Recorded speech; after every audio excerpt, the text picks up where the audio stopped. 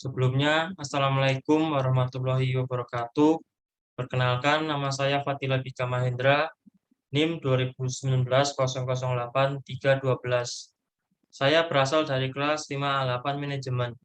Sebelum memasuki materi, saya ingin berterima kasih kepada Bu Aulia karena adanya tugas ini, saya selaku mahasiswa mendapatkan manfaat, yaitu lebih mendalami dan juga tentunya lebih mengerti apa yang telah eh, Ibu Aulia sampaikan kepada kami beberapa minggu yang lalu. Yaitu saja pendahuluan dari saya, tanpa banyak basa-basi, langsung saja kita masuk ke dalam materinya. Materi yang pertama yaitu Diversity in Organization. Apa itu Diversity in Organization?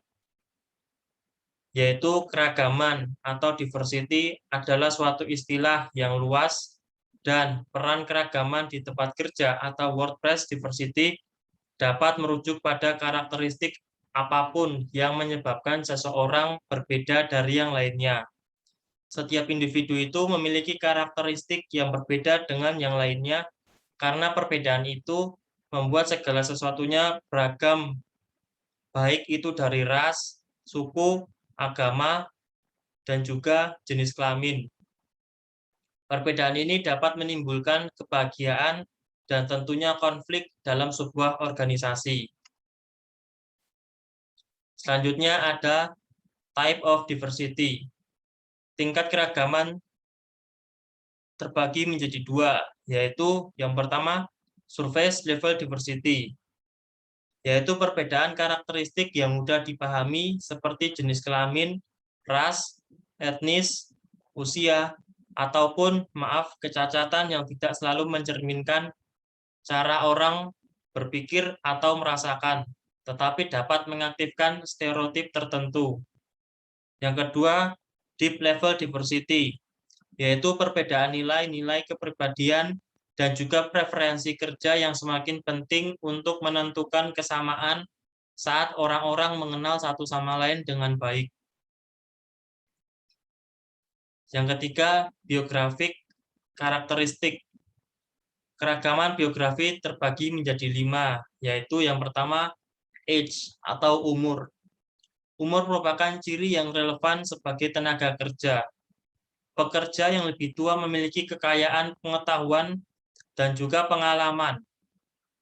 Sejumlah kualitas positif yang dimiliki pekerja yang lebih tua terhadap pekerjaannya seperti pengalaman, penilaian, etika kerja yang baik, dan komitmen terhadap kualitas kerja, tetapi pekerja yang lebih tua juga dinilai kurang fleksibel dan tentunya sulit menerima teknologi terbaru dan juga produktivitas pekerja yang sudah berusia itu menurun seiring dengan berjalannya usia mereka. Yang kedua, gender. Dalam mempelajari gender ini telah ditemukan bahwa ada sedikit perbedaan antara laki-laki dan juga perempuan yang mempengaruhi kinerja pekerjaan. Banyak persepsi yang mengatakan bahwa laki-laki memiliki kinerja yang lebih baik ketimbang perempuan. Tetapi pada faktanya, sebuah studi meta-analisis terbaru menemukan bahwa wanita meraih skor yang lebih tinggi ketimbang pria dalam ukuran kinerja. Tidak ada perbedaan antara pria dan wanita yang konsisten dalam kemampuan memecahkan masalah, keahlian analisis, dorongan kompetitif motivasi, dan juga kemampuan bersosialisasi. Yang ketiga yaitu ras dan etnis. Kita telah melihat orang-orang mendefinisikan dirinya dari sisi ras dan juga etnis. Banyak sekali membawa sebuah identitas budaya yang kuat, serta sebuah hubungan dengan budaya atau nenek moyang keluarga, ataupun masa muda yang bertahan sepanjang waktu, tidak peduli individu itu berada di dalam dunia orang-orang yang memiliki budayanya mereka. Mereka juga memilih seberapa dekat mereka mengobservasi dengan norma-norma tersebut. Selanjutnya ada disabilitas. Beberapa pekerja jelas-jelas tidak dapat diakomodasi untuk beberapa penyandang disabilitas. Contohnya, hukum dan akal mengakui bahwa seseorang yang tidak bisa melihat dapat menjadi salah satu aspek yang paling kontroversial. Contohnya, profesi mensyaratkan pemberi kerja untuk memberikan akomodasi yang sesuai untuk orang yang mempunyai disiplin lintas psikiatrik. Oleh karena itu, prasangka negatif pemberi kerja, banyak penderita gangguan mental enggan mengungkapkan keadaan sehingga menyembunyikan masalah. Selanjutnya, yaitu masa kerja. Beberapa isu lebih disebabkan oleh miskontrasepsi dan spekulasi dibandingkan dampak dari senioritas pada kinerja tinjauan ekstensif yang telah dilakukan terhadap hubungan senioritas dan juga produktivitas. Jika kita mengartikan senioritas pada waktu dalam pekerjaan tertentu, bukti terkini menunjukkan sebuah hubungan yang positif antara senioritas dan produktivitas kerja. Jadi, masa kerja dinyatakan sebagai pengalaman kerja dilihat dari sebuah prediktor yang baik pada produktivitas suatu orang tersebut. Selanjutnya yaitu ada diversity of capability. Kemampuan itu terbagi menjadi dua. Yang pertama, kemampuan intelektual. Kemampuan intelektual adalah kemampuan yang dibutuhkan untuk melakukan aktivitas mental berpikir, penalaran, dan juga memecahkan masalah. Kebanyakan masyarakat menempatkan nilai itu yang paling tinggi pada intelektualitas dan juga untuk alasan yang baik dalam segi dimensi kecerdasan yang berhubungan positif dengan orang-orang yang cerdas dan juga biasanya memperoleh tingkat pendidikan yang lebih tinggi dan menghasilkan banyak uang. Selanjutnya, kemampuan fisik. Kemampuan fisik adalah kemampuan yang dikeluarkan oleh anggota tubuh manusia yang digunakan untuk melakukan aktivitas-aktivitas fisik yang menguras tenaga otot manusia. Kemampuan fisik ini tidak kalah pentingnya dengan kemampuan intelektual yang pertama tadi. Keduanya memiliki peran yang sama besar dalam aktivitas yang dilakukan manusia. Fisik sendiri dapat dikategorikan menjadi 9 dasar kemampuan yang dapat dilakukan oleh karyawan.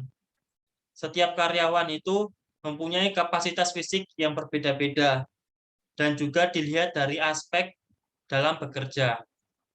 Selanjutnya ada the role of disabilitas.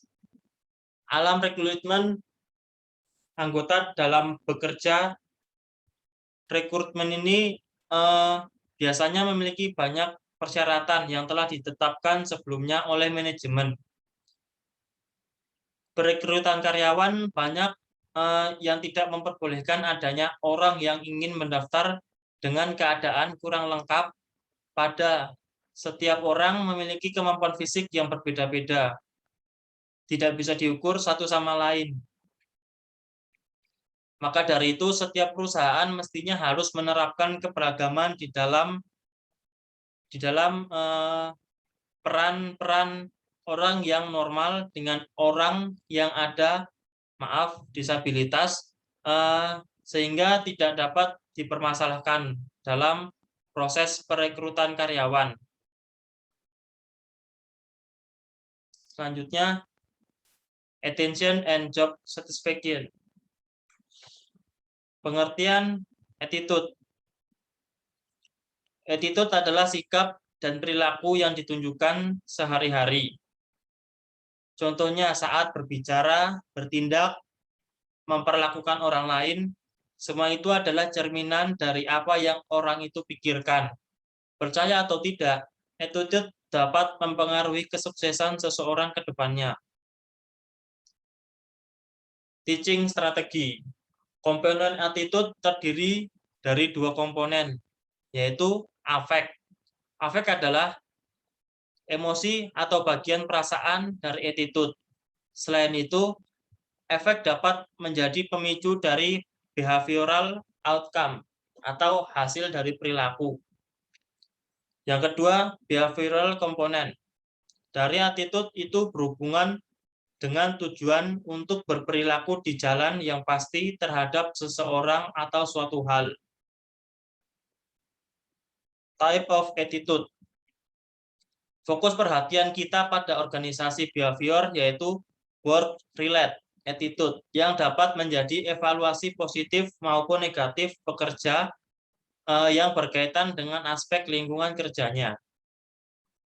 Organizational behavior berkonsentrasi pada 3 attitude. Yang pertama yaitu job satisfaction, adalah kondisi mengenai sikap individu secara umum berdasarkan pekerjaannya. Yang kedua, job involvement, adalah sejauh mana seseorang mengidentifikasi pekerjaannya dan secara aktif berpartisipasi dalam pekerjaannya. Yang ketiga yaitu organizational commitment, yaitu kondisi sejauh mana karyawan dapat mengidentifikasi dengan sebuah organisasi tertentu dan tujuan. Nah, sekarang mengapa attitude itu penting? Menurut saya, attitude itu penting karena ada 3 alasan. Yang pertama, attitude menjadi dasar nilai. Contohnya, kepuasan seorang pegawai di dalam pekerjaan itu terhadap turnover pegawai tersebut. Yang kedua, kepentingan pribadi. Kita akan mudah dalam mengingat attitude yang diekspresikan. Sehingga ketika kita mengingat attitude tersebut, maka kita akan membentuk kebiasaan atau kelakuan yang harus digunakan dengan mudah. Yang ketiga, penilaian baik individu maupun kelompok. Ketidakcocokan antara attitude dan kebiasaan akan terjadi ketika ada lingkungan menekan untuk berperilaku tertentu sehingga menahan kekuatan yang tidak biasa. Hal ini cenderung membentuk kebiasaan di dalam organisasi. Contohnya, pekerja yang menginginkan kenaikan gaji apabila tidak dituruti, maka akan melakukan demo bahkan resign. Selanjutnya, materi, emotions and moods. Apa itu emosi dan suasana hati?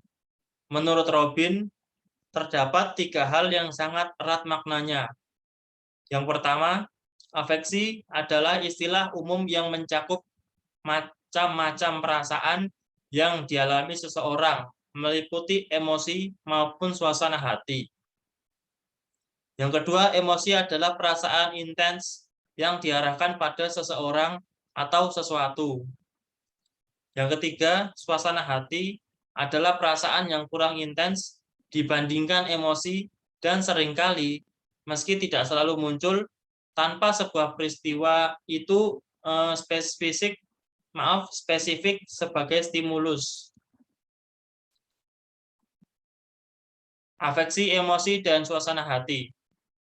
Afeksi didefinisikan sebagai bentuk perasaan yang dialami seseorang yang dapat dilihat dari emosi dan juga suasana hati. Nah, di sini ada tabel mengenai perbedaan emosi dan suasana hati. Emosi disebabkan oleh kejadian spesifik, sangat cepat durasinya, spesifik dan banyak. Contohnya kemarahan, rasa takut, kesedihan, kebahagiaan, rasa jijik, dan juga rasa terkejut. Selanjutnya ada biasanya disertai dengan ekspresi wajah yang jelas dan juga berorientasi terhadap tindakan. Selanjutnya suasana hati itu penyebabnya seringkali umum dan tidak jelas. Berakhir lebih lama dari emosi. Lebih umum. Di dalam hal ini 2 dimensi utama afeksi positif dan afeksi negatif yang terdiri dari berbagai emosi spesifik. Biasanya tidak diindikasikan oleh ekspresi yang jelas dan juga bersifat kognitif. Selanjutnya, ada emosi yang ditampilkan. Itu ada 2. Yang pertama, surface acting atau berpura-pura di permukaan, yaitu menyembunyikan perasaan terdalam seseorang dan menyembunyikan ekspresi emosional sebagai respon terhadap aturan penampilan.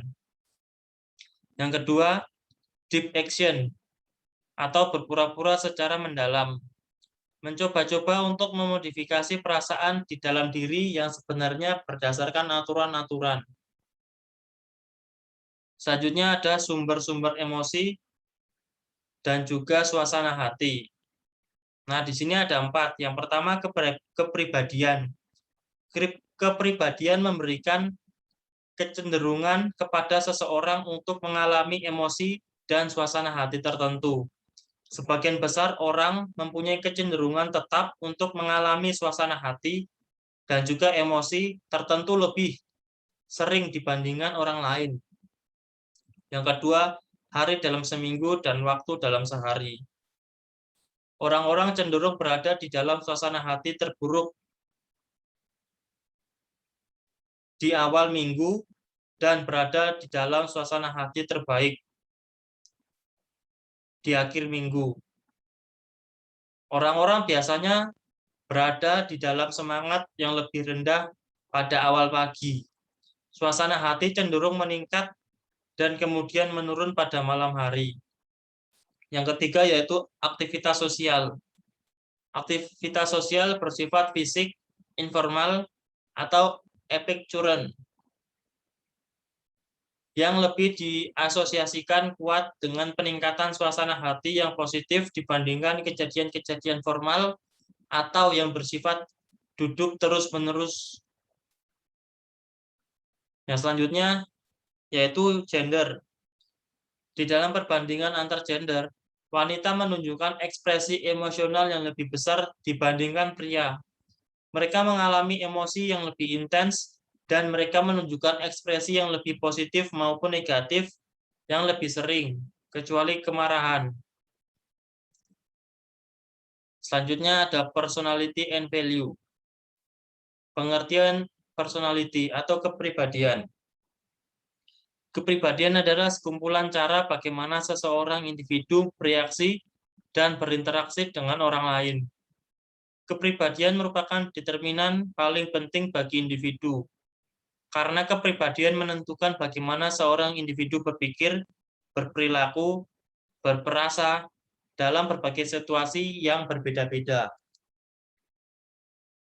Faktor yang dianggap berpengaruh terhadap kepribadian seseorang yaitu ada 3. Yang pertama, keluarga atau keturunan.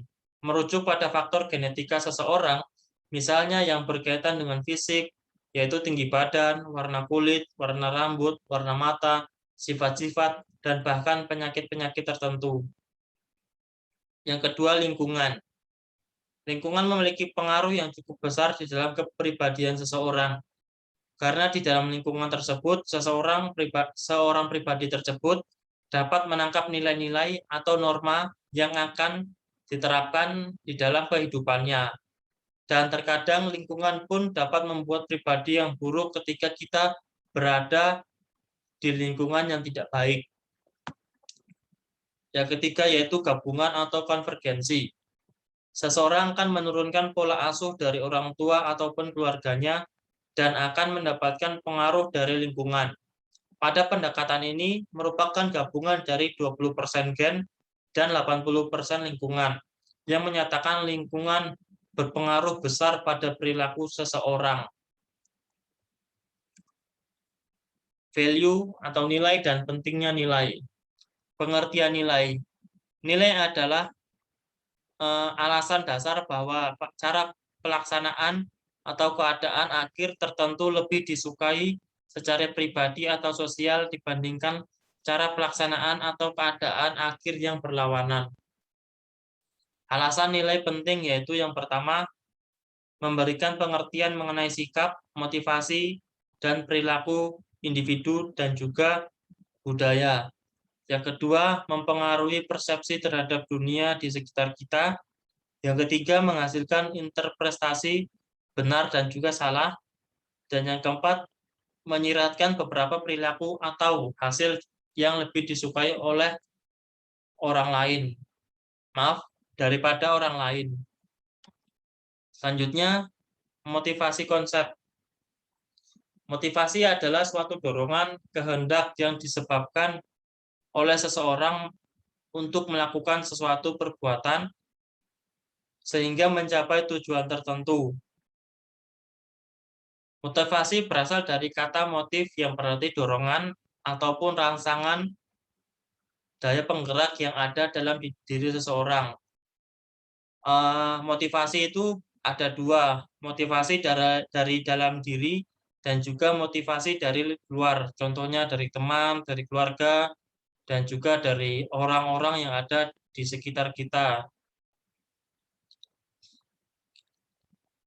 3 kata kunci untuk menjelaskan mengenai motivasi, yaitu yang pertama, intensity, menjelaskan mengenai seberapa keras seseorang itu berusaha. Yang kedua, direction, yang tujuan perusahaan yang didorong oleh kerja keras orang tersebut. Yang ketiga, persistence, yaitu orang yang termotivasi akan lebih lama tinggal di dalam suatu pekerjaan untuk mencapai tujuan mereka. Nah, cukup sekian pemaparan hasil tugas saya. Bila ada kurangnya, saya mohon maaf. Wassalamualaikum warahmatullahi wabarakatuh.